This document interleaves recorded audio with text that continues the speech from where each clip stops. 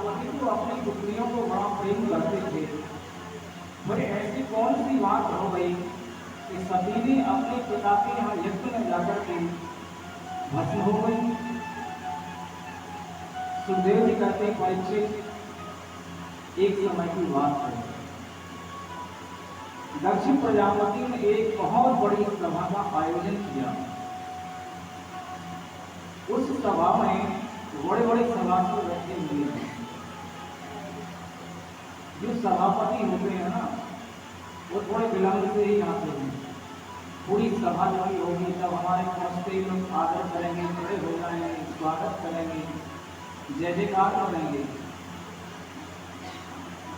दक्षिण की मन में बड़ा अभिमान था। अब जैसे ही उस बड़ी सभा में दक्ष प्रजापति ने प्रवेश किया तो जितने सभासद थे वो उठकर के खड़े हो गए, लेकिन दो महापुरुष खड़े नहीं हुए। कौन कौन? एक तो ब्रह्मा जी और दूसरे शिव जी।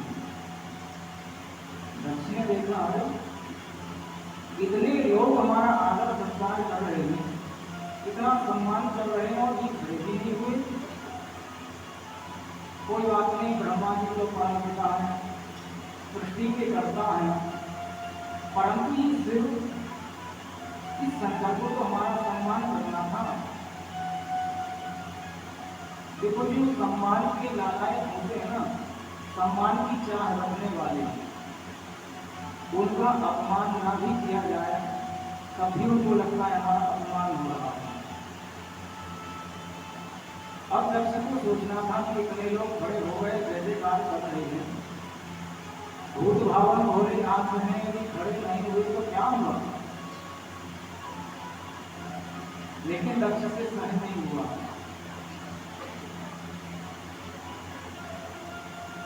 दक्ष बोला, शिव को कहां से शिष्टाचार आएगा? इस संसार में रहने वाला, चिताभस्म लगाने वाला, भूत प्रेतों का संग करने वाला, इसकी सत्कार शिष्टाचार कैसे आएगा? सच बात है, जो जैसा संग करता है वैसे ही तो असर होगा। ये भूत प्रेतों में रहता है, इसलिए इसको कोई शिष्टाचार नहीं। अब भोले बाबा की समाधि में बैठे हुए विचार निरंतर राम नाम जप करते रहते हैं। दक्ष ने कहा ये गलती बहुत बड़ी हो गई। देखो तो ये ना समझ को ब्रह्मा जी के कहने से हमने अपनी कन्या का विवाह कर दिया। गृहीत्वा में सावाक्ष्या पाणी मर्कट लोचनम, इस बंदर जैसे नेत्र वाले शिव को मैंने अपनी मृगनयनी कन्या को विवाह कर दिया। मैं कोई बात नहीं, मना था तो हो गया। परंतु एक बात हो, आज के बाद जो भी सभा हो, कोई भी यज्ञ हो, सभासदों कान खोल करके सुन लो, शिव को मत बुलाना। हमारा जिस समय ये भला बुरा कहना था शंकर जी को, और कुछ नहीं बोले कोई, लेकिन भगवान के जो गण थे ना, नंदी भृंगी सिंही, इनसे नहीं रहा था। इन्होंने साफ दे दिया, अरे दक्ष, हमारे भोले बाबा के बारे में तुमने अपशब्द बोल रहा है। वो जगत का जगताधार परमात्मा है और तो इस तरह से गाली विरोध करता है। मैं साफ देता हूं कि मुख्य विलीन हो जाएगा। आपस में साथ बोलेगी और ये निश्चय कर दिया कि आज के बाद किसी भी व्यक्ति ने शिव को मत बोलाना। जितने सभासद थे तो उठ करके चले गए। बहुत समय बीत गया, लेकिन अब यज्ञ ही ना हो। मतलब इसकी हिम्मत यज्ञ करे। यज्ञ तो भगवान नारायण, ब्रह्मा जी, शंकर जी की प्रसन्नता के लिए होते हैं। बहुत समय बीत गया, जब यज्ञ नहीं हुए तो दक्षिण प्रजापति ने ही यज्ञ किया, बृहस्पति सब नाम का यज्ञ किया,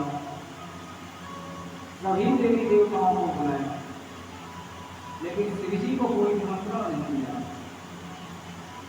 यज्ञ की तैयारी हो गई, देवता देवांगनाएं विमान में बैठ बैठ करके आ रहे थे। उत्सव में सम्मिलित होने के लिए। लेकिन शंकर जी को कोई पता नहीं, कोई सूचना नहीं, सती को कोई सूचना नहीं।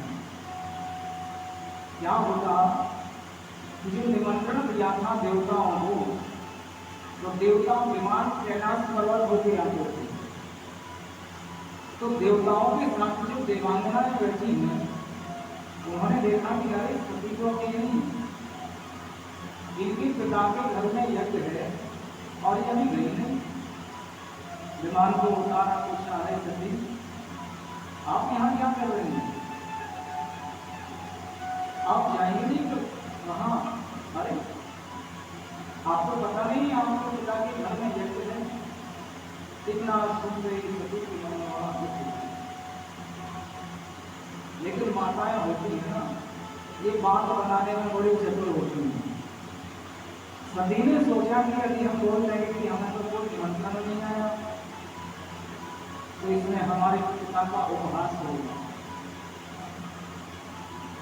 सती ने कहा निमंत्रण तो आया, सूचना आई, परंतु क्या करें, हमारे भोले बाबा है ना, ये समाधि में बैठे हुए हैं, जब समाधि खुलेगी तो हम जरूर आएंगे, आप लोग चलें।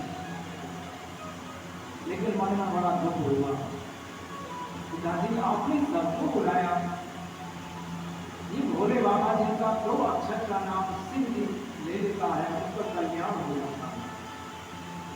और सती का मन छटपटाने लगा अपने पिता के यज्ञ में जाने के लिए, परंतु समाधि खुले तब तो आज्ञा में खुश नहीं।